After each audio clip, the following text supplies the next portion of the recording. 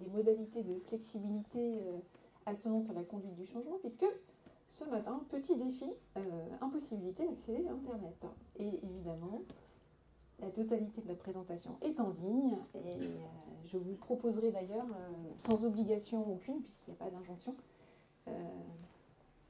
à utiliser votre téléphone de temps en temps. Alors, donc prenez-le pas loin.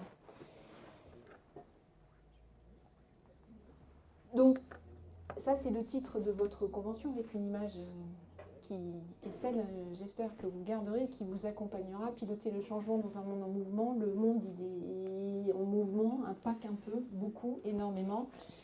Et peut-être vous donner quelques éléments de perspective sur le fait que je sois ici avec vous et vous expliquer un petit peu quel est le prisme que j'utilise et pourquoi le changement est arrivé de manière un peu forte dans ma vie. Il y a 20 ans, tout juste, en 2005, après quelques années de travail en France, j'ai décidé de partir pour aller voir un petit peu comment fonctionnaient d'autres organisations dans d'autres parties du monde. Et mon premier stop s'est fait en Amérique du Sud. Je suis arrivée en Bolivie. Et en Bolivie, j'ai eu un premier choc. J'étais responsable d'une structure qui était en partie un établissement, mais pas que. Et le premier choc que j'ai eu, en travaillant, il n'y avait quasiment pas de personnes françaises. J'étais complètement immergée avec une population locale. Bolivienne, c'était en fait le soin qu'ils avaient à respecter l'identité des uns et des autres. Ça m'a paru très étrange au regard de ce que je vivais et ce que j'avais vécu en France. Étrange et bienvenu, et ça a commencé à m'interroger. Quelques années plus tard, je suis partie en Amérique du Nord, et là, deuxième choc, en arrivant et dans les salles de classe et dans le management de certaines organisations, c'était de voir que je ne comprenais pas grand-chose, puisque là, je comprenais que quelque chose de très important pour toutes les organisations que j'ai traversées, majoritairement, c'était d'arriver à ce que tout le monde puisse se développer avec ce qu'il avait lui ou elle, et pas nécessairement dans le champ d'activité qui était celui de l'organisation. Donc ces deux changements, en fait, m'ont fait comprendre que je ne comprenais rien, et je suis repartie dardard à l'université. J'étais à Los Angeles, puis après j'ai fait un tour du côté de Harvard. Donc qu'est-ce que j'ai appris? En gros, et en très rapide, c'est ce qu'on va voir aujourd'hui, c'est qu'on ne transforme rien sans prendre soin des personnes. Je vous le redis une fois.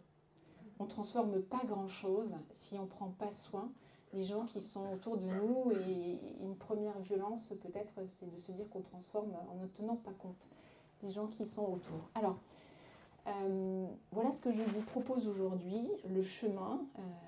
C'est toujours un chemin. On va essayer de voir ce qui se cache derrière le concept de banni. On regardera quels sont les constats et les défis. Et puis, on parlera des leviers humains. Et puis on regardera ce que agir concrètement veut dire. Vous allez surtout vivre de formidables moments avec des personnes qui sont lumineuses, qui sont devant et qui vont animer des ateliers avec vous.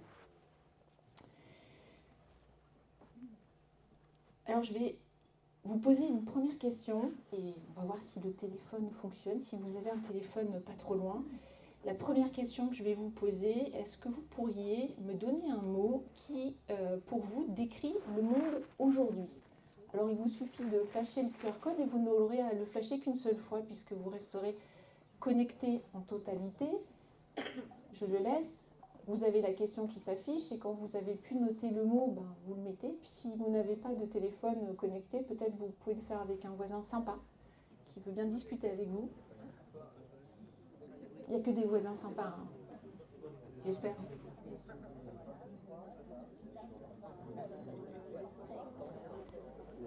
C'est bon ? Non. Un mot qui décrit, selon vous, l'état du monde aujourd'hui.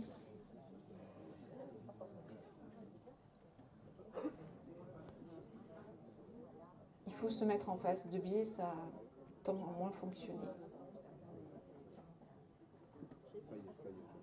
C'est bon ? On regarde ?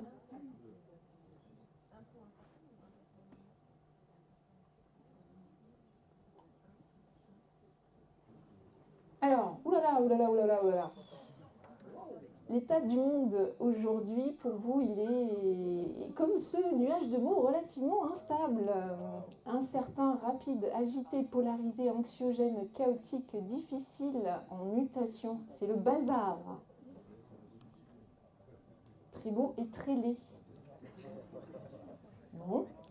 En transition, dense, numérique, destructeur, limité, égocentrique, bancal, déchiré, mouvant et perturbé. Bon, je crois qu'on a une ligne de conduite qui est assez claire.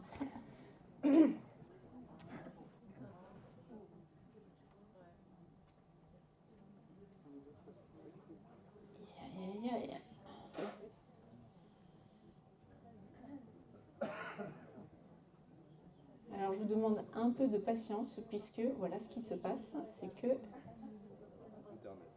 Exactement. Donc, derrière la totalité des éléments que vous m'avez donnés se cache, alors certains le connaissent peut-être, mais un concept qui est très important à avoir en tête, c'est le concept qui explique un tout petit peu la façon dont le monde fonctionne aujourd'hui, c'est qu'il fonctionne en mode banni. Alors, qu'est-ce que c'est que ce concept? Ce concept, c'est Monsieur Cassio, qui est chercheur, et qui l'a développé en 2020, voyant que le monde post-Covid était quand même pas tout à fait le même monde que le monde précédent, et les modalités de fonctionnement du monde précédent qui datait de 89, après l'effondrement du mur de Berlin, qui était un mode VUCA, c'est-à-dire volatile, incertain, complexe et ambigu, n'était plus suffisant pour expliquer un petit peu la façon dont les choses fonctionnaient. Donc, ce qu'il a développé, c'est qu'il nous a dit que le monde était aujourd'hui articulé autour de ces 4 composantes-là, c'est-à-dire fragile, anxieux, non linéaire et complètement incompréhensible. C'est-à-dire qu'on fonctionne avec des schémas, on fonctionne avec des éléments, et ces éléments-là, ils ne sont plus tout à fait les mêmes. Ils ne sont même plus du tout les mêmes. Ils n'étaient plus du tout les mêmes depuis 89 et ils ne sont plus du tout les mêmes post-Covid. Alors, on va regarder ce que ça recouvre et qu'est-ce que ça veut dire pour essayer de mieux comprendre ce qui est en train de se passer dans chacune de vos structures. Premier élément, le monde il est fragile, et je vous ai mis ici 2 exemples qui nous montrent que cette fragilité elle est excessive et elle est très importante. Par exemple, ça a été de s'apercevoir que les chaînes d'approvisionnement au niveau médical, pendant la pandémie, ça a été le bazar le plus complet. Il suffisait qu'une frontière ferme, qu'on arrête une certaine ligne, pour s'apercevoir que en fait, ça impactait la totalité du tout.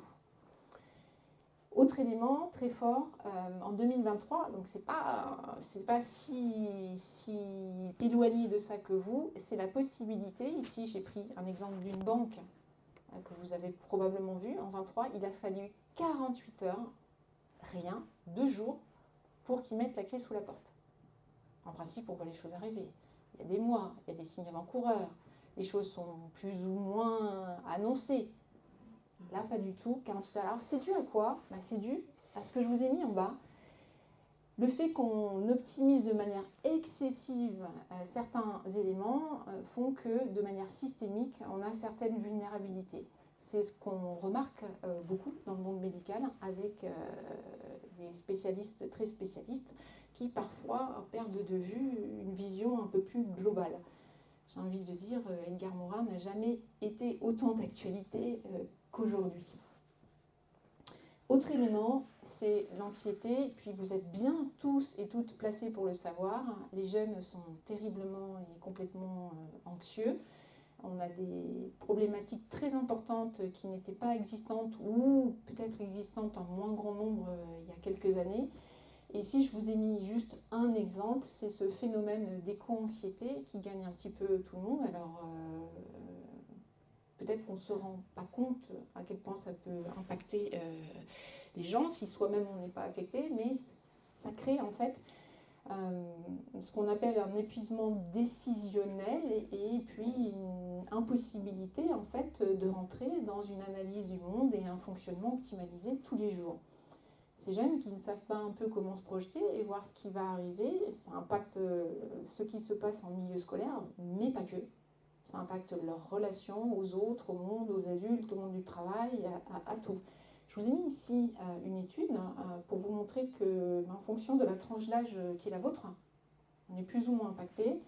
Moi, malheureusement, je suis dans une tranche qui n'est pas si impactée que ça. Je n'ai plus 15-24 ou 25-34. Et à ce titre-là, ma tranche d'âge est, entre guillemets, moins éco-anxieuse. Ce n'est pas une petite chose, c'est une grosse problématique. Autre élément, le troisième élément, c'est, je vous disais, ce monde, il est non linéaire. Alors, il est non linéaire, qu'est-ce que ça veut dire? Ça veut dire qu'on ne peut pas prévoir, comme pour cette banque, ce qui va arriver facilement avec un certain nombre d'indicateurs que l'on avait en permanence au préalable.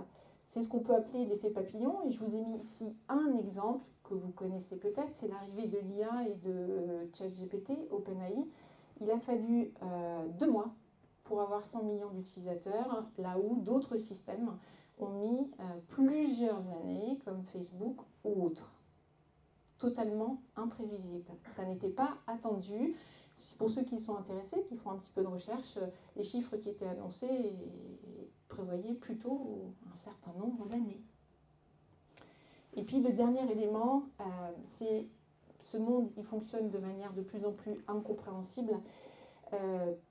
L'incompréhension, elle vient qu'il ne fonctionne pas comme le monde d'avant et qu'on n'a pas encore les bons schémas pour nous adapter à tout ça. Je vous ai pris ici un exemple, c'est celui de la crise climatique. Et par exemple, en France, des 17 records de température battus en 2024, qu'est-ce que ça fait tout ça? Eh bien, ça fait, vous l'avez peut-être remarqué ou pas, mais sur les téléphones, ça fonctionne de moins en moins bien. C'est-à-dire qu'effectuer des prévisions météorologiques, les machines le font, mais il y a une marge d'erreur qui est de plus en plus importante. Dû à quoi? Eh bien, il faut réadapter les modèles de calcul dû au fait que, eh bien, on n'a plus tout à fait les mêmes températures, plus tout à fait les mêmes éléments sur les mêmes parties du globe. Donc, ces dérèglements climatiques pandémiques, ils touchent absolument la totalité des champs de notre société. Et je vous ai mis ici une petite définition qui donne lui en fait de ce qui se passe. Les situations dans lesquelles les conditions ne sont pas simplement instables, elles sont chaotiques, des situations dans lesquelles les résultats ne sont pas simplement difficiles à prévoir, ils sont juste, pour l'instant, avec l'état de nos données et de ce qu'on sait du monde, imprévisibles et incompréhensibles. Alors, je vais vous donner un petit élément qui devrait peut-être résonner et puis illustrer l'état des compétences. En 1980, quand on terminait son cursus universitaire, ou qu'on s'acheminait vers le début d'une vie professionnelle, les compétences que l'on avait acquises, ça ce sont des données OCDE qui sont sorties l'année dernière au mois de février, eh bien, les compétences que l'on avait, elles étaient là, valides pour 30 ans. Les années 80, c'est pas si loin que ça, on a presque l'impression que c'est hier. Dans les années 2000, eh bien, les compétences n'étaient plus que 2, 3 ou 4 ans. Et puis, dans certains secteurs, pas tous les secteurs, mais beaucoup, aujourd'hui, avec l'arrivée des IA génératives, on est tombé à 18 mois. Juste pour illustrer un peu les éléments d'instabilité et de changement qui vont devenir une grande constante. Alors, je vous propose de reprendre votre téléphone, puis je vous ai donné 4 éléments. Je vous dis, le monde, il est fragile, il est plein d'anxiété, de non-linéarité. Pour vous, en fait, et votre organisation, votre structure, quel aspect du monde bailli vous impacte le plus? Normalement, il n'y a pas besoin de recliquer. Si vous réouvrez, vous pouvez directement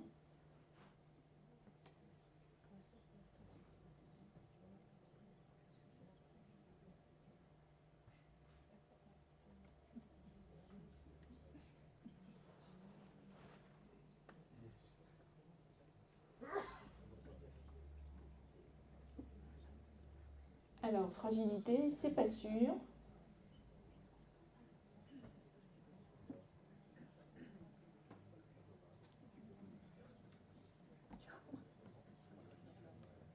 mais quand même.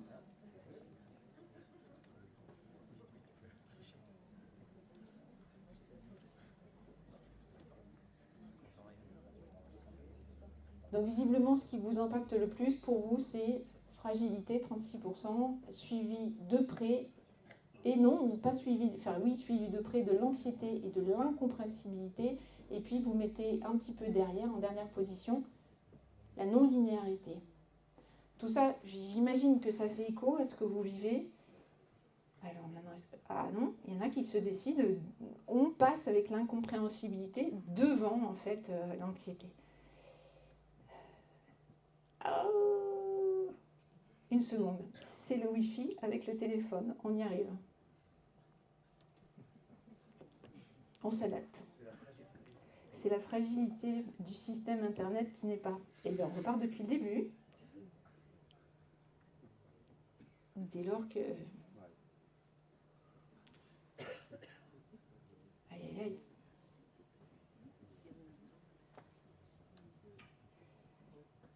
Alors,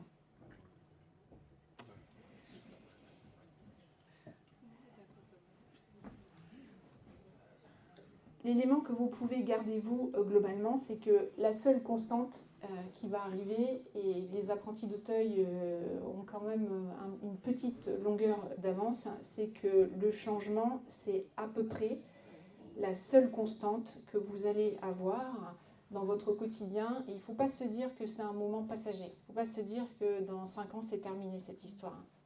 Ça ne va pas être terminé du tout, et ça va être là absolument tout le temps, en permanence. Alors, pour vous montrer que depuis 2020, les choses en fait ont largement évolué, je vous ai pris quelques exemples que vous connaissez. Ici, je m'adresse au monde du travail dans sa grande globalité. Le télétravail s'est largement généralisé. En 2019, on était à 9%. Aujourd'hui, en 2024, on était à 29%. Et encore, je me demande, j'ai pris des chiffres, je vous ai tout sourcé. Je pense que dans certains secteurs, c'est bien plus.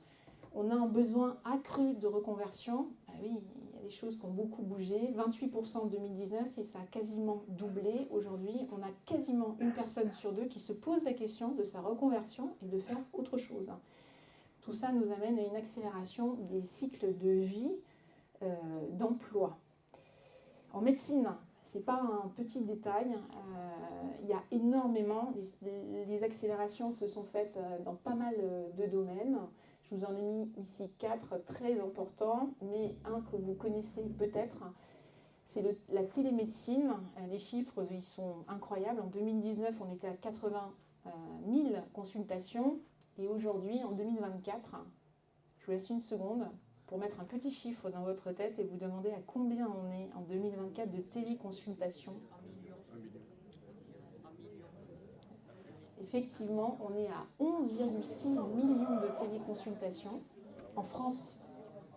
Pour aller voir les sources, 30% des médecins généralistes et 18% des patients y ont accès.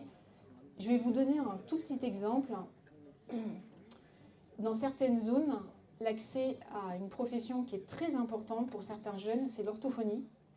Il y a des déficits orthophoniques tellement importants dans l'implantation que ça peut sauver certaines organisations de passer par... Est-ce que c'est optimal?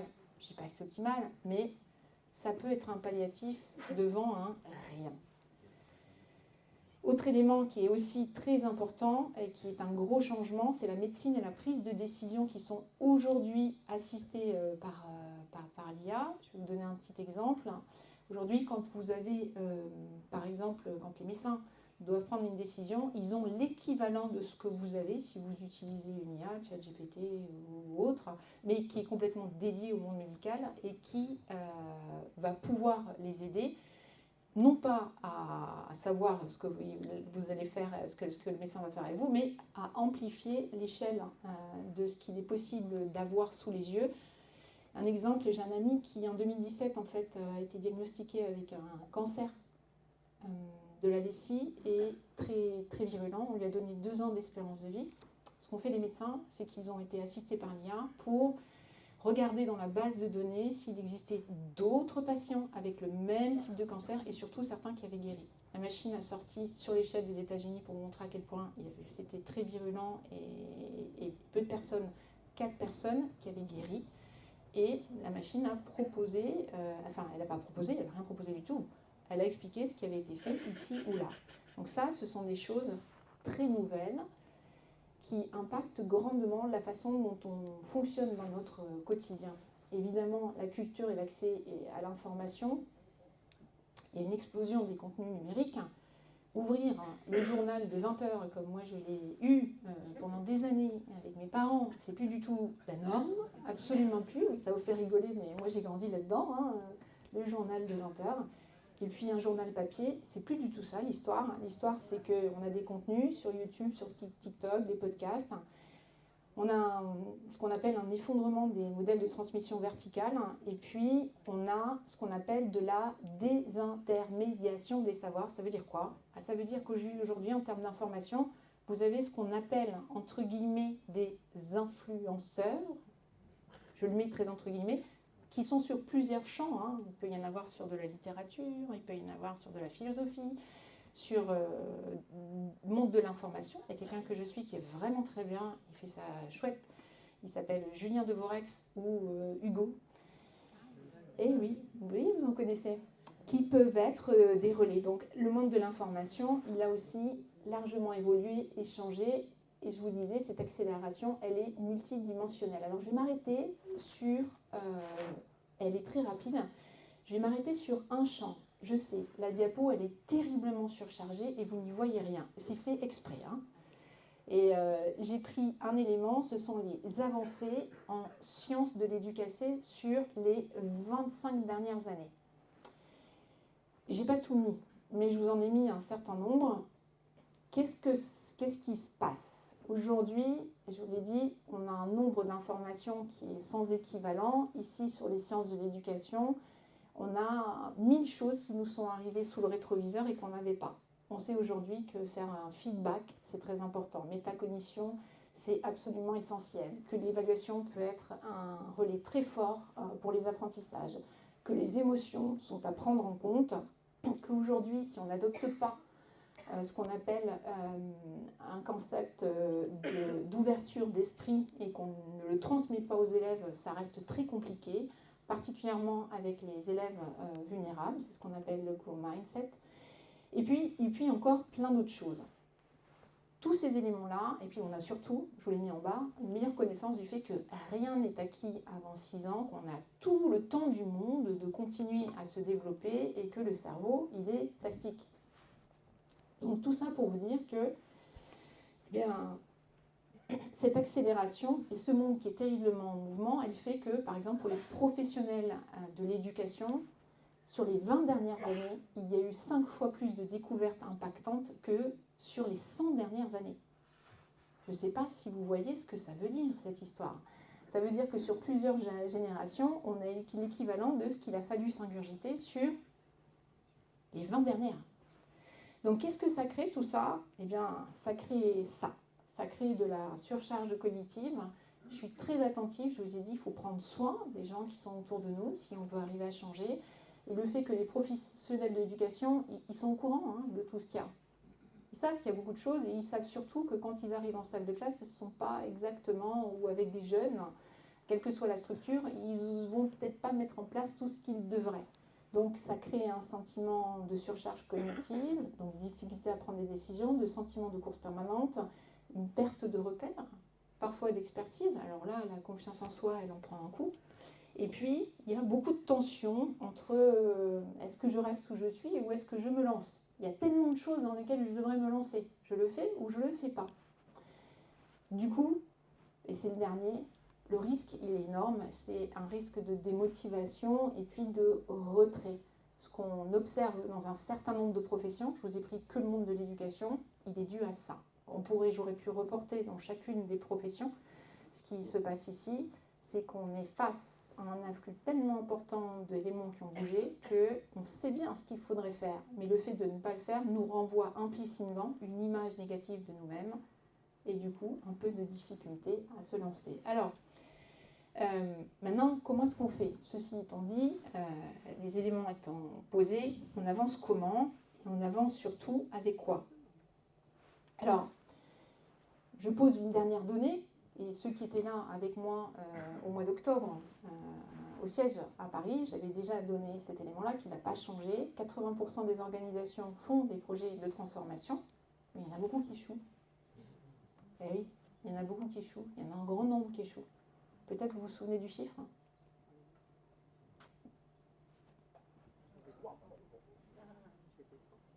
Eh oui. Eh ouais. 70%. Donc, la question c'est, que je vous pose, d'après vous, pourquoi les projets de transformation, ils échouent? Pourquoi est-ce qu'ils échouent, ces projets-là? Vous me mettez quoi derrière? C'est quoi, selon vous?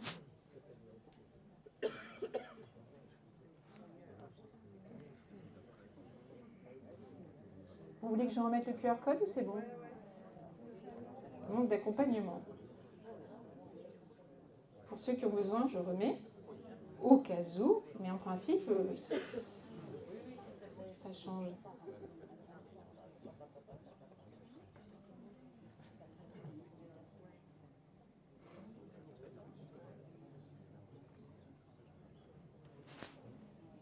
Alors, pourquoi est-ce qu'on n'aboutit pas? Parce que c'est la question d'avant. Ah, je me suis trompée, mais désolée, c'était la question d'après, je ne vous ai pas posé la question, 70%. Parce qu'il y a des éléments qui manquent de méthode, mauvais diagnostic, c'est dû à certaines personnes, peut-être, manque d'adhésion, des résistances face au changement, manque de sens, pas de suivi, les champs d'action sont trop larges. J'ai envie de vous dire peut-être un peu de tout ça à la fois. Et j'ai vu marquer quelque part considération.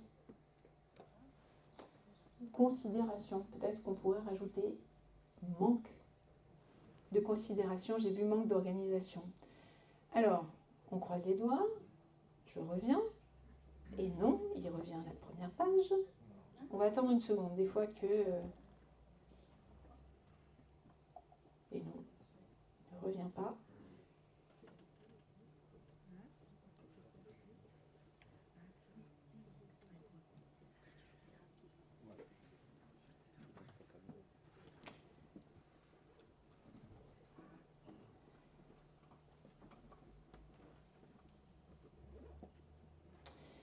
Alors j'ai envie de vous dire, et c'est à peu près ce qu'on va regarder ensemble, c'est que dans ce monde aussi instable soit-il, il vaut mieux que vous ayez une boussole plutôt qu'un plan qui va de A à B avec un chemin qui est tracé. De toute façon, le chemin entre le moment où vous allez enclencher le projet et le moment où vous allez y arriver, il aura fallu le faire changer de direction 36 fois. Comme ce matin par exemple, et on n'est pas encore au bout de la journée. Donc le chemin avec le plan A jusqu'au point B ou C, avec un chemin qui est préalablement tracé, peut-être, mais si vous n'avez pas la boussole, vous n'allez pas aller bien loin. Alors les leviers, eh bien les leviers, ils sont surtout centrés sur l'humain, et on ne voit pas. Hop, je vous ai mis une petite image, parce que c'est à peu près ça que quelquefois on a l'impression de traverser. Vous avez un petit groupe là qui monte une pente qui n'est pas facile. Et comment est-ce qu'ils doivent fonctionner pour arriver jusqu'en haut? Pour ceux qui ont fait un peu de montagne et qui partaient un peu en groupe, si on ne s'occupe pas de ce que fait le voisin et de l'état du voisin, on n'arrive pas en haut du tout. Et c'est peut-être le début d'une clé et de ce qu'il y aurait à voir. Alors, d'ailleurs, ces facteurs et ces piliers centrés sur l'humain, vous en avez 6. Vous en avez 6. Le premier, c'est le pilier du sens. Si on ne sait pas pourquoi on fait les choses, ça ne marche pas. Mais au-delà de ça, si on ne sait pas pourquoi on fait les choses, et savoir si ces choses-là sont en accord avec nos propres valeurs, ça ne marche pas. L'inclusion, il vaut mieux que tout le monde soit partie prenante. L'importance, Là-dessus, on va parler de est-ce que moi j'ai une place particulière à avoir, la confiance, la valeur pour soi, et ça c'est pas un petit élément, encore plus avec les personnels très jeunes que vous allez intégrer, et le sentiment d'appartenance. Alors on va balayer les piliers, et puis je vous laisse une seconde ici pour vous rappeler que ce que vous allez vivre aujourd'hui, c'est un travail fantastique avec des ateliers sur lesquels vous allez être accompagnés par les merveilles qui sont là, et qui sont derrière, à savoir Lucie. Et donc, vous allez choisir, pour ce que vous allez décider de vivre aujourd'hui, 3 piliers. Il y en a 6 proposés, mais il y en aura 3. Alors peut-être que si vous êtes plusieurs d'une organisation, divisez-vous pour aller vivre des choses un peu différentes. Pour vous donner envie, j'espère, d'aller sur tel ou tel atelier, en fonction des besoins de votre structure. Je vais passer quelques minutes à vous les détailler. Et vous donner des exemples de ce qu'ont fait certaines organisations pour les bosser, ces piliers-là, et faire en sorte que tout le monde comprenne un peu mieux ce qu'il y a derrière. Donc le sens, vous pouvez expliquer pourquoi on fait les choses. Ça peut ne pas fonctionner, puis convaincre, c'est pas absolument ça qui fera la différence. Ce que je vous disais, c'est de savoir comment vous y allez y arriver, et puis c'est de savoir en fait si des éléments, et c'est une source de grand désengagement dans les organisations et les structures, c'est de savoir si ce qu'on est en train de faire, c'est raccord avec ce que je suis moi. Et ça, vous verrez avec la personne qui s'occupe de... C'est qui fait le sens? C'est Clotilde. C'est un atelier central. Et souvent, la découverte pour les personnes, quand elles commencent à se sentir mal dans une organisation, c'est comprendre que ce qui ne va plus, c'est qu'il n'y a plus de raccord entre ce qu'est l'organisation et les valeurs qui sont celles de la personne. Souvent, on ne s'est pas toujours posé la question de ses propres valeurs, où on a des éléments un peu flous. Vous allez voir, passer chez Clotilde, elle va vous réaccorder les violons et vous expliquer un petit peu comment on peut aider tout le monde à bien regarder où il faut, et puis à mieux comprendre ce qu'on a de manière raccord. Donc ici, un exemple que vous connaissez peut-être déjà. Patagonia, ça vous dit quelque chose? C'est une marque... ouais, pour faire...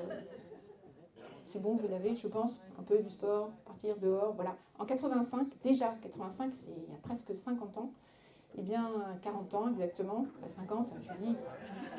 Ah là là, je vieillis tout le monde de 10 ans, on arrête.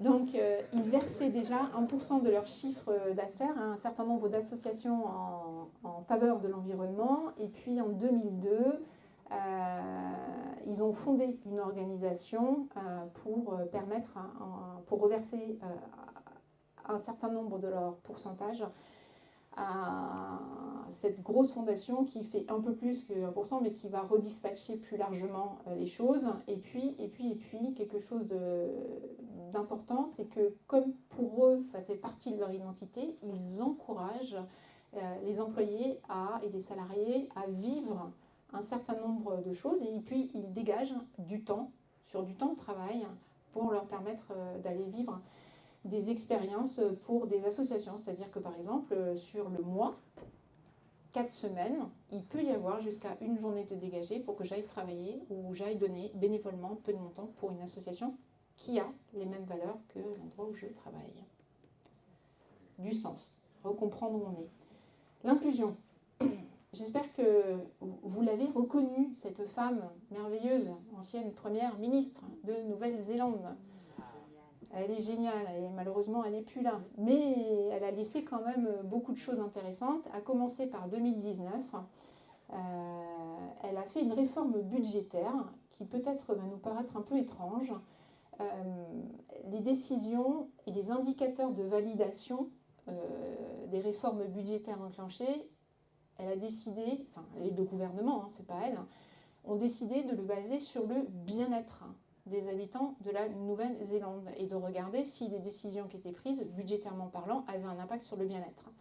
Ils ont fait comme ça un certain nombre de rectificatifs, et avant qu'elle parte quand même, ça a permis de faire de toutes petites économies, 3,5 milliards revenus dans les caisses.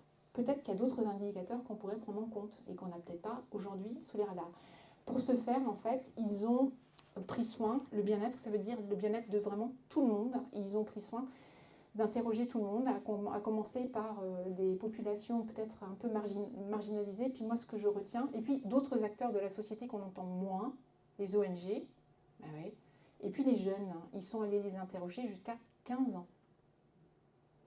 Ça fait écho à une décision que vous avez peut-être vu passer, les Nations Unies en septembre, là, ont proposé un sommet et des accords sur les décisions prises pour le futur et notamment pour les signataires ne plus prendre de décisions qui impactent négativement les générations à venir. C'est pas une petite chose. L'importance, troisième pilier. Vous voyez, on parle que d'humain là. Le troisième, c'est l'importance. Si les membres d'une équipe pensent qu'ils sont interchangeables, on a tout perdu. C'est-à-dire que pour entrer dans un projet, si je ne sais pas que c'est moi qui suis important pour cette tâche-là, ma foi, peut-être que j'ai peut-être pas besoin de rester ici. Alors on verra qu'est-ce qu'on fait pour qu'on ne se sente pas interchangeable dans une organisation. Peut-être des comportements un peu différents à voir. Et je vous raconte une petite histoire qui, j'espère, vous donnera envie d'aller voir ailleurs. Il existe un projet génialissime qui est gratuit. Je vous le redis, il est gratuit.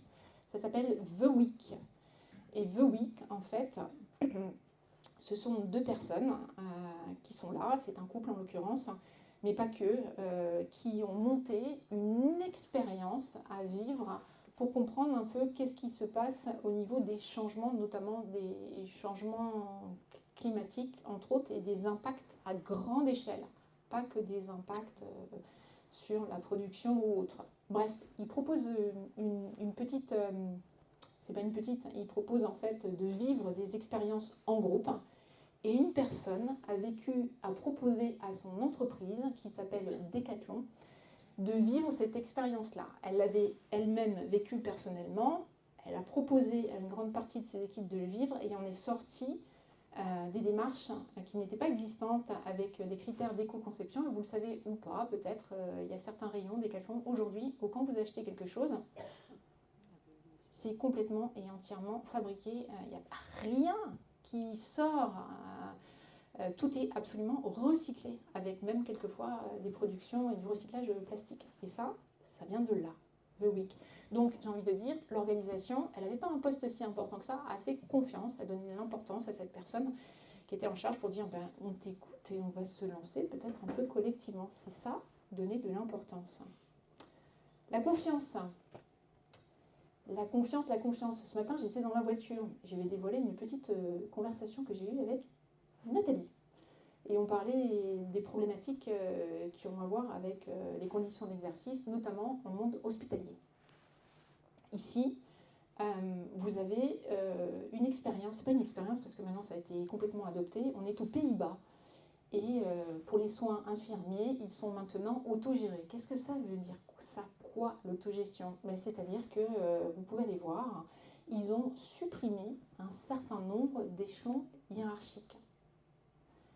Devinez quoi?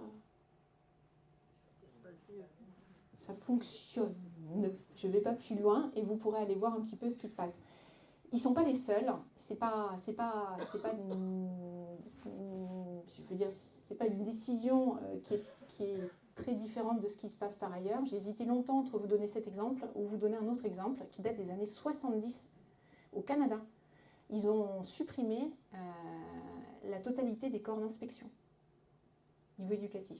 3 mois de suspension, ça va bien, je crois. Et je crois que ça va même plutôt très bien si on regarde certains résultats. Donc la confiance, comment est-ce qu'on fait pour travailler? Et puis, un pilier qui est important, qui est de plus important pour les jeunes que vous accueillez, je dis les jeunes parce que moi je me sens plus si jeune que ça, mais ceux qui arrivent, qui font partie de ce qu'on appelle les générations X et Y, quelque chose qu'ils vont regarder tout de suite en arrivant dans l'organisation, c'est quoi la valeur pour moi? Qu'est-ce que je vais gagner à venir ici et à travailler avec vous? Comment je vais me transformer, comment je vais changer, entre autres. Donc, je vous ai donné un exemple, qui est l'exemple de Microsoft, qui est connu, cet exemple-là. Quand Satya Nadella est arrivée, en fait, Microsoft n'allait pas très bien, même pas franchement bien. Et donc, ce qu'il a proposé, il n'a pas dit on va réformer à droite, à gauche, on va choisir ce plan ou un autre. Il a fait quelque chose de tout simple. Il a dit voilà, moi, je vais agir sur le développement professionnel des personnes. Et au lieu de leur ouvrir juste des formations ou du développement professionnel qui n'a trait qu'à leur champ d'activité, on va l'ouvrir de manière très large. Et s'ils souhaitent, je ne sais pas moi, ils sont responsables de l'innovation, s'ils ont envie de se former sur la finance, ou inversement, eh bien, on va leur laisser le choix, on va ouvrir et on va regarder ce qui se passe. Et bien, ce qui s'est passé, c'est qu'il s'est passé des choses très chouettes. Non seulement les gens ont pu continuer à grandir, et puis si vous vous souvenez de ce que je vous disais sur le pilier de la fragilité, vous vous souvenez, je vous ai dit, pas le pilier, mais la composante fragilité, elle est due à une spécialisation, on pourrait dire, dans certains domaines. Ce qu'il a réintroduit, là, c'est de la systémisation. Il a permis à un bon nombre de salariés de l'organisation d'avoir une vision peut-être un peu plus générale et de développer d'autres champs de compétences. Il s'en est suivi, en fait, des propositions de transformation majeures et puis un bien-être peut-être un peu plus important au sein de cette organisation. Et puis le dernier pilier, c'est le pilier de l'appartenance. Et le pilier de l'appartenance, qui n'est pas un petit pilier, il est très important et il est intrinsèquement et complètement lié à l'identité. Je vais vous donner un exemple qui n'est pas si loin de ça, d'ici que ça. Vous connaissez Marciac? Un petit festival de jazz sympathique, magnifique, qu'on aime. Enfin, pour ceux qui aiment le jazz. Et en fait, pour ceux qui n'ont pas la petite histoire dans le rétroviseur, ça commence par une histoire qui va mal. Ça commence par quelque chose qui ne va pas bien du tout. En 93, le collège de Marciac ne va pas bien du tout. Ils vont fermer. On annonce en fait très peu d'élèves, une fermeture, et le proviseur, de l'époque dit moi je ne veux pas qu'on ferme ce collège, il faut qu'on trouve des solutions. Et il décide de mettre des filières musicales en place, et puis ce qui n'est pas énorme, ce qui permet en fait que chaque élève puisse bénéficier d'un enseignement ayant à hauteur de 5 heures par semaine. C'est pas foufou, c'est pas énorme, mais ça a changé beaucoup de choses. Et puis le fait d'avoir cette nouvelle identité a greffé beaucoup de choses autour de ce collège, et notamment ce festival dont le collège est à pied d'œuvre à peu près toute l'année. Qu'ils le montent, mais ils y participent largement. Donc le sentiment d'appartenance avec une identité bien définie, dès lors qu'on connaît bien cette identité, ça peut changer beaucoup de choses dans le développement même de l'organisation et de ce qu'il y a à faire. Mais sentiment d'appartenance. Alors, est-ce qu'on peut les hiérarchiser? Est-ce qu'il est possible de dire que le sens est plus important que la valeur pour soi, que l'inclusion, que le sentiment d'appartenance, que l'importance, que la confiance? Pas vraiment. Il n'y en a pas un qui est plus important que l'autre. Il faudrait que vous les imaginiez comme une balance dans une organisation. Si ces balances, en fait, elles ne sont pas à peu près à niveau partout, eh bien, il peut y avoir un peu des catastrophes en chaîne. Et qu'un pilier non maintenu à niveau peut entraîner, en fait, un certain nombre de difficultés ailleurs. Alors, je vous ai mis ici un certain nombre de choses pour vous dire que ces piliers étaient complètement interconnectés et qu'on ne peut pas décider qu'un est plus fort que l'autre, ou qu'on travaille juste sur un et que tous les autres on les met de côté. Ça, c'est pas possible. Et regardez ce que je vous ai mis tout en bas, c'est que en fait, le fait de travailler sur ces piliers, d'être vigilant que dans votre structure, tous ces piliers soient bien présents, travaillés en conscience, ça crée ce qu'on appelle une immunité organisationnelle. Votre organisation, c'est un système vivant. Et en fait, ce qui va arriver avec ce monde en changement, c'est un certain nombre d'éléments sur lesquels il va falloir arriver à les prendre, les vagues. Donc pour se sentir un peu mieux, comme un système bien fonctionnel avec une humanité très grande, eh bien, c'est regarder que ces piliers, qui ont en grande partie à voir avec l'humain, ils soient à la balance un peu partout. Alors, je vais vous poser une petite question, et je vais vous demander sur quel pilier votre organisation est-elle la plus forte ou la plus fragile?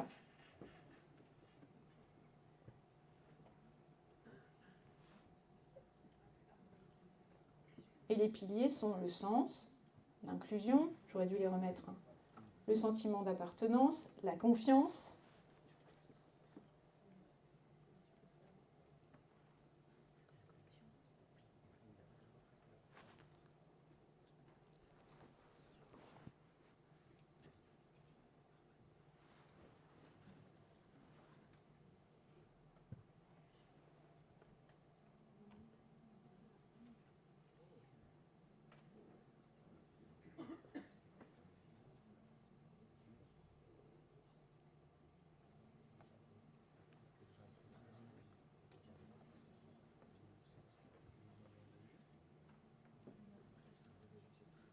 Pour ceux qui ne savent plus, il y a le sens, la confiance, l'inclusion, le sentiment d'appartenance, l'importance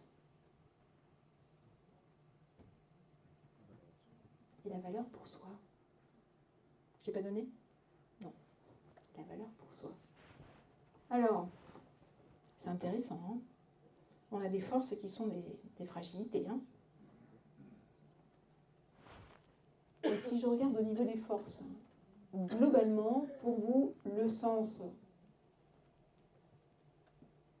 à doigt mouillé, très rapidement, le sens, c'est pas vraiment un souci. Comme quelque part le sentiment d'appartenance. En revanche, regardez à droite. Hein ? On le voit ? Les éléments de confiance. Qui va s'occuper du pilier confiance ici ? Nathalie, je pense que tu vas avoir des clients. Je pense qu'il va y avoir des gens qui vont venir te voir pour savoir un peu qu'est-ce qu'on fait pour rétablir la confiance ou s'assurer qu'il y ait une confiance qui grandisse. Oui, la confiance, il y a quelques éléments. L'importance aussi.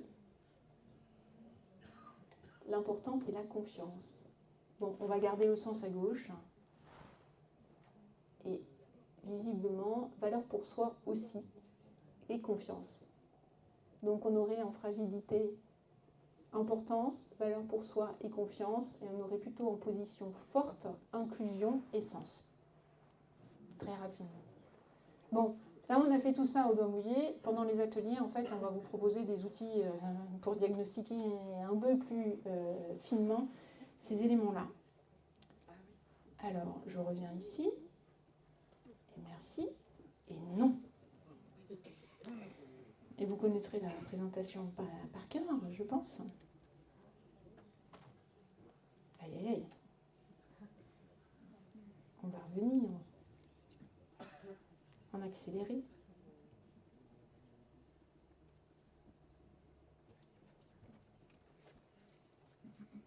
Alors maintenant, pour agir concrètement, qu'est-ce que vous allez faire ? C'est ce que vous allez voir dans les ateliers.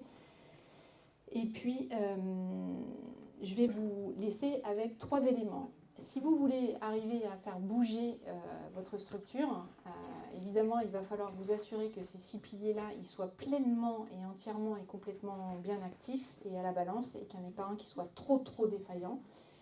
Et si vous arrivez à faire, à vous assurer que ces piliers-là sont pleinement fonctionnels, vous aurez fait 2 choses. Vous aurez en fait des personnes avec vous qui auront pleinement acquis le savoir et le vouloir. Le savoir et le vouloir, c'est je sais un petit peu ce qu'on va enclencher, je sais pourquoi on va le faire, je sais comment on va le faire.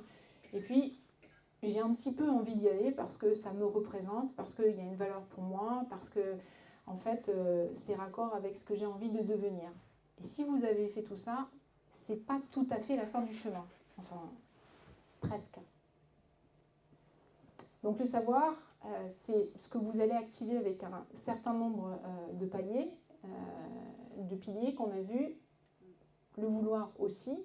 Quelle attractivité du projet, quel bénéfice envisager, qu'est-ce que je vais y gagner, qu'est-ce que je vais pouvoir faire. Et puis, j'ai compris quelle était la valeur pour moi. Là-dessus, on a bien avancé, mais c'est absolument pas suffisant. C'est pas suffisant pourquoi ? Eh bien parce qu'il manque ça. C'est pas parce qu'on sait, c'est pas parce qu'on a envie d'y aller qu'on peut nécessairement le faire.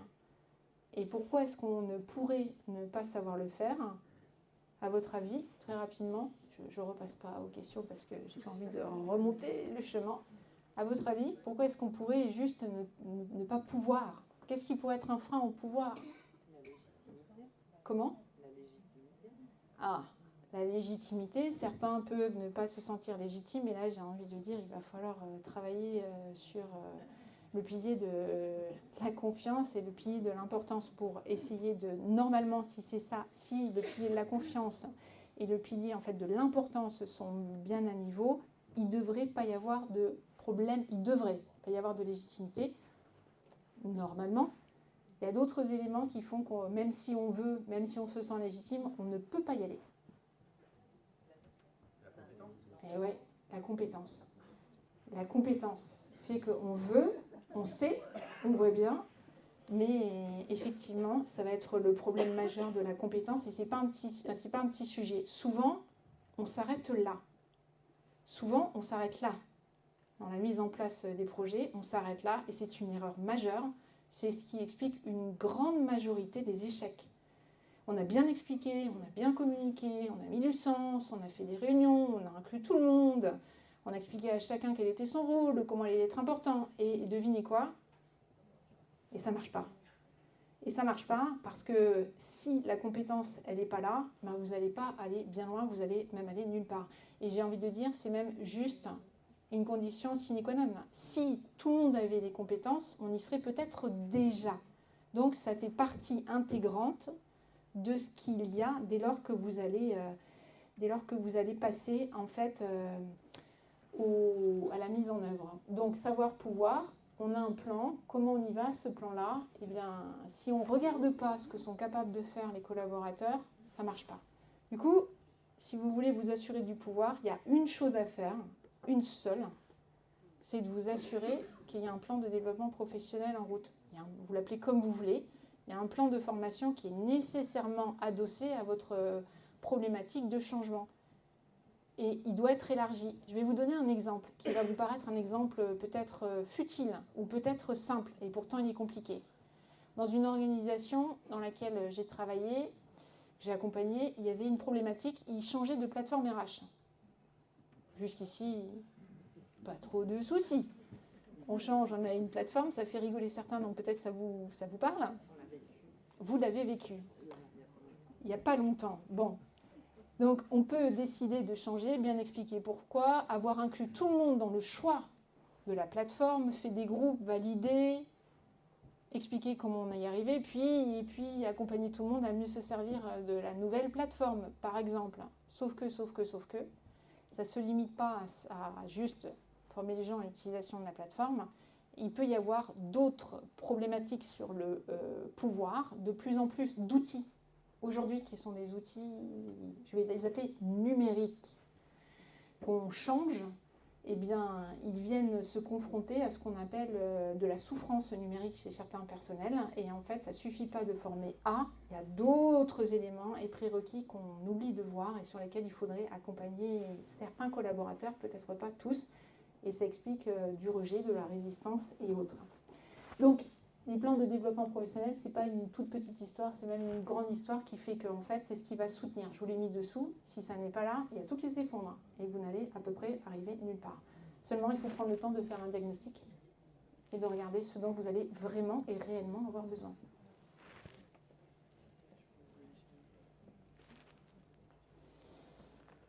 Alors, en tant que collaborateur, je suis capable ? Non. Peut-être pas. Est-ce que j'ai les compétences ? Sûrement pas. Les ressources. Et puis, la meilleure chose à faire, c'est d'interroger tout le monde pour essayer de voir. Mais ça se travaille. Alors, ces piliers-là, c'est tous ceux qu'on a vus. J'aime beaucoup cette image que j'emploie très fréquemment parce que c'est ce qu'on aimerait. Un avion qui fonctionne, c'est tout le monde à peu près qui fonctionne en même temps, dans le même sens et qui regarde un peu là où il faut. Il va falloir activer tous ces piliers-là. Et puis, il va surtout, si vous voulez que tout le monde avance, le vent et le reste, regardez un petit peu comment vous accompagnez tout le monde de là où il est. Alors, j'ai une dernière question à vous poser. Pas une petite question, c'est vous là. C'est complètement anonyme, on ne verra rien. Quel changement seriez-vous prêt à piloter si vous étiez assuré de ne pas échouer dans les structures qui sont les vôtres ? Moi, je suis curieuse. Quel changement ? Allez, un seul, si vous étiez assuré de ne pas tomber. et de ne pas échouer.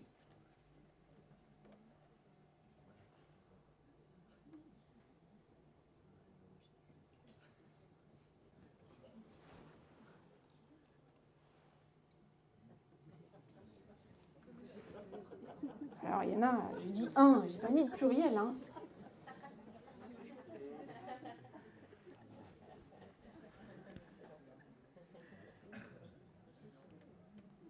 Quel changement seriez-vous prêt à piloter ?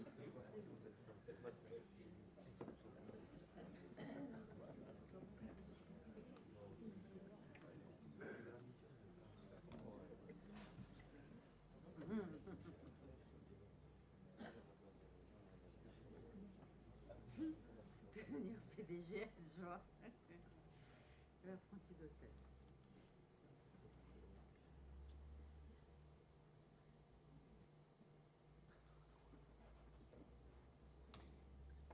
Peut-être une inclusion de j'ai vu se laisser piloter par la parole des jeunes, et peut-être une meilleure inclusion. Je le lis comme ça, hein, mais on peut le lire autrement, de ce que les jeunes pourraient avoir.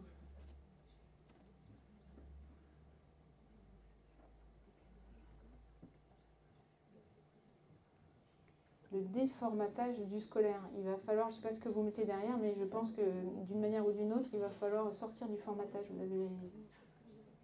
Alors il y en a quand même qui veulent devenir PDG des apprentis d'Auteuil. Vous voyez, des reconversions professionnelles, ça touche tout le monde, y compris les gens dans la région sud-ouest.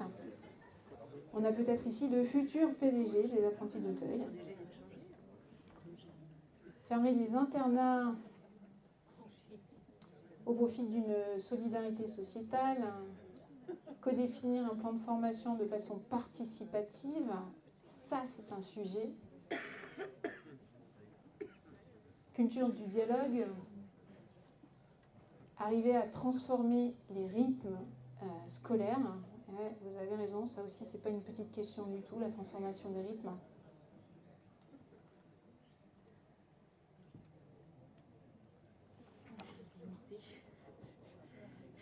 Modifier certaines méthodes pédagogiques, c'est déjà en cours, j'ai envie de vous dire, c'est déjà en cours. Préparer vraiment les jeunes au monde qui les attend dehors, c'est un vrai beau projet et ça va nécessiter que tout le monde soit à la manœuvre, à commencer par eux.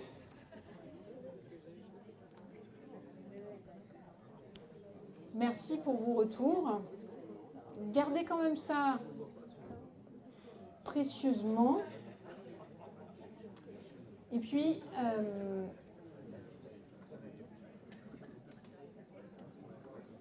ce que je vous propose, c'est que le dernier temps d'échange qui est le nôtre sur cette conférence, ce soit un temps de questions. Je vous propose de fonctionner de deux manières différentes. Soit vous posez des questions ici, et j'ai mis une option de like possible, c'est-à-dire que je prendrai les questions les plus remontées, les plus likées, soit on vous fait circuler un micro pour qu'on puisse échanger. J'ai envie, on va échanger de manière large avec les lumières qui sont là et Lucie qui est là par rapport aux questions. C'est important les questions, il faut les prendre les questions. Pas de questions ? Aucune question ? Ou trop de questions ? Oui.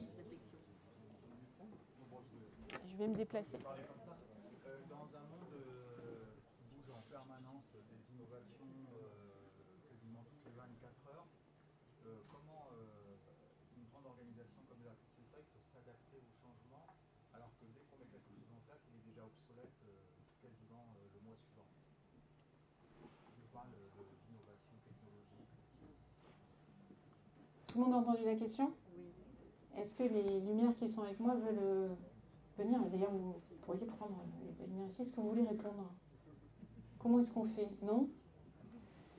Le comment est-ce qu'on fait, en fait, je vais revenir à une image que je vous ai donnée. Et c'est un changement qui est un changement complexe. C'est une posture à modifier. Et d'ailleurs, aujourd'hui, vous allez voir un certain nombre de choses. Mais c'est le début de compétences sur la transformation. Ensuite, il faut arriver à changer de posture. Et une transformation de posture, c'est d'arrêter de se dire qu'on a posé au 30 janvier la totalité du plan qui va nous amener jusqu'en janvier 2026 ou 2027. Il faut se dire qu'il faut partir du fait que de toute façon, il va falloir d'une manière ou d'une autre réorienter au cours du projet. Et ça veut dire aussi, l'autre élément peut-être, c'est qu'il faut trouver des moyens pour le numérique, entre autres, des moyens d'accélération. Et dans une organisation aussi grande soit-elle, les éléments qui vont arriver les uns après les autres, en fait, il va falloir pouvoir les passer. Et si on met trop de temps, il se passe exactement ce que vous, je ne sais pas si on se tutoie, on se voit, ce qui se passe. C'est-à-dire entre le moment où on décide de le mettre en place et pour le numérique, en fait, on estime à maintenant moins de 3 ans avant que ça devienne obsolète. Et si entre le moment où on décide de le mettre en place et il y a un délai de 3 ans avec une mise en place effective, on a tout faux. C'est-à-dire qu'il faut que ça se mette en place beaucoup plus rapidement que ça. Et pour arriver à le faire, je vais terminer là-dessus, pour arriver à le faire, il faut avoir dans l'organisation, en fait, dans toutes les structures, la totalité de ces piliers qui soient bien huilés pour accélérer un petit peu tout ça. Mais déjà, disposer de données sur le numérique, entre le moment où vous décidez de même quelque chose et si vous estimez que ce sera optimalisé dans 3 ans, c'est déjà faux, puisqu'on sera déjà passé à autre chose. Donc déjà, là, dans la conception, il y a quelque chose qui peut être un frein pour aller vite.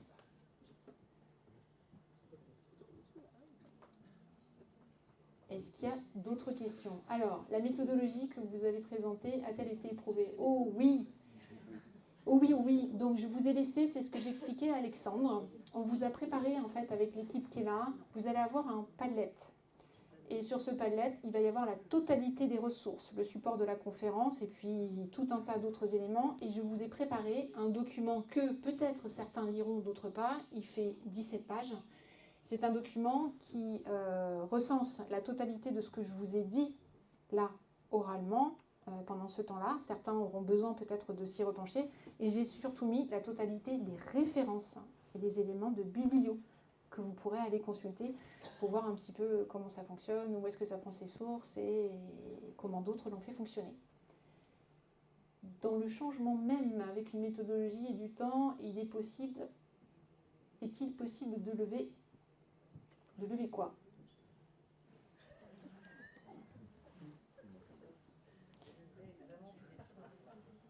Ah,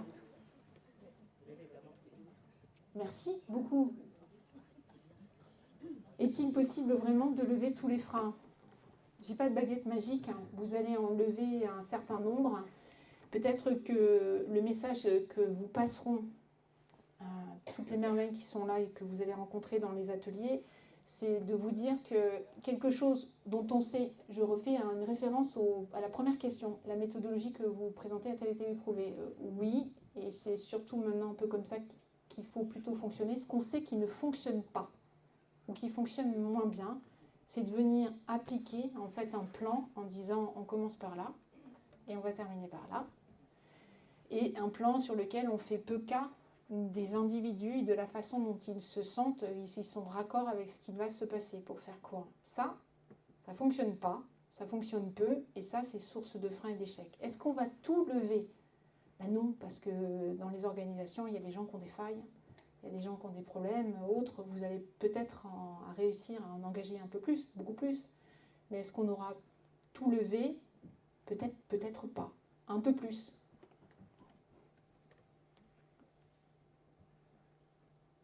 Dans le changement, n'est-il pas utopiste de vouloir une adhésion à une acceptation à 100%? Alors j'ai envie de vous dire... non, on ne veut pas 100%, et vous avez des gens qui sont précieux dans une organisation, qui sont un peu les voix dissidentes et les voix réfractaires, qu'il faut toujours accueillir et écouter bien comme il faut. Alors, elles se font de manière plus ou moins sympathique. J'espère qu'on peut positionner son non-approuvement ou son état contraire avec des décisions prises de manière calme et sereine, mais on en a besoin. Ça s'appelle des piliers pouvoir qui vont pouvoir en fait nous aider à regarder un peu autre chose et peut-être que quand on lance un projet, bien écouter ces gens-là, c'est anticiper sur un certain nombre de freins. Donc on n'a pas intérêt, et j'ai envie de vous dire, c'est louche. 100% d'acceptation, c'est méga louche. Il y a quelque chose qui ne va pas du tout. Déjà parce que c'est pas humain. Chacun a son rythme, et puis ça nous permet de comprendre qu'on n'a peut-être pas tout bien vu ou anticipé, et faire l'acceptation de tout le monde, je ne sais pas. Est-ce que travailler les 6 piliers prend beaucoup de temps ? C'est une très bonne question, et ça va être compliqué pour moi d'y répondre parce que je ne connais pas vos structures et votre organisation. J'ai envie de vous dire, c'est un travail qui se commence dès demain matin, et c'est la question que vont vous poser Hélène, Nathalie, Clotilde, Ronnie et Lucie. Je vous poserai sur le pilier, moi je travaille sur le pilier de l'importance.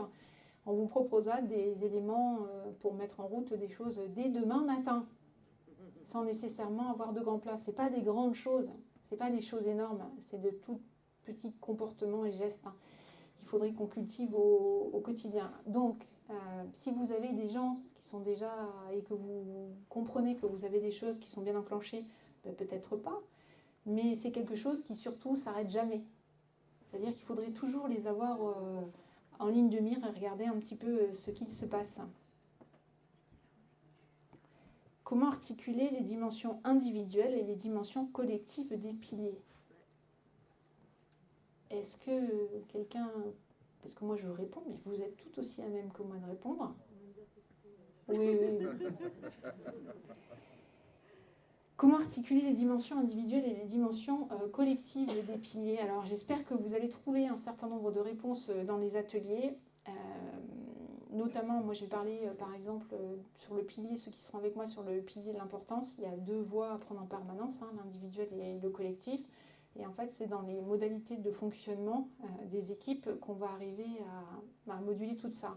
Ce qu'on sait aujourd'hui, qui était peut-être un peu moins évident, c'est qu'on avait des piliers, on avait des dimensions collectives qui prenaient le dessus sur les individus, et que parfois on n'écoute pas assez ce que sont certains individus avec ce qu'ils ont ou ce qu'ils sont. Et ça peut... Je vous le dis rapidement, gangréné. Donc la dimension collective, on sait assez bien faire. Par contre, l'élément individuel, peut-être un peu moins.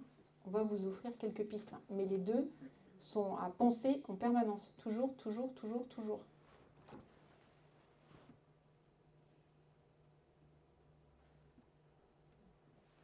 Vous pouvez aussi poser vos questions à l'oral. Il reste 5 minutes. Alors je vous propose pour les 5 dernières minutes... Si mes collaborateurs veulent bien, est-ce que vous pouvez venir me rejoindre ? Et puis peut-être redonner le nom de votre atelier, puis un teaser, dites un élément. Non, il n'y a pas la pression. Bonjour à tous. Pour ma part, j'ai l'atelier inclusion.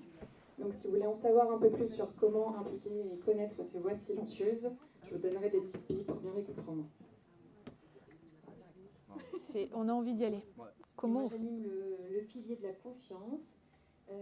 Qui a été nommé dans les fragilités. En tout cas, l'idée de cet atelier, c'est vraiment de donner des pistes pour redonner de la confiance dans un projet, dans une organisation ou dans des individus. Et voilà, des pistes d'action concrètes pour soit redonner de la confiance ou mettre en place la confiance dans un projet avant son démarrage. Bonjour. Alors, il y a une publicité déjà très forte qui a été faite sur le pilier du sens. Alors, je n'ose plus en rajouter. Peut-être en se rappelant que c'est notamment les questions générationnelles, la génération Y, la génération du pourquoi. Et donc la question du sens pour ces générations est extrêmement forte. Donc c'est un enjeu assez important à travailler. Et bonjour, moi j'anime le pilier de la valeur pour soi. Et c'est oser dire en fait quel projet, dans ce projet-là, quelle valeur pour moi, qu'est-ce que ça peut apporter pour moi. Et oser dire en fait mon besoin, c'est quoi mon besoin et comment ce projet peut répondre à ces besoins-là. Ça sera très ludique. Me voilà. Voilà. Et moi, je fais le sentiment d'appartenance. C'était pas le plus présent. Peut-être que c'est bon signe, je sais pas. En tout cas, on parlera de à quel point il est important et comment il rime avec cohésion, solidarité et comment on peut le renforcer aussi au quotidien. Merci.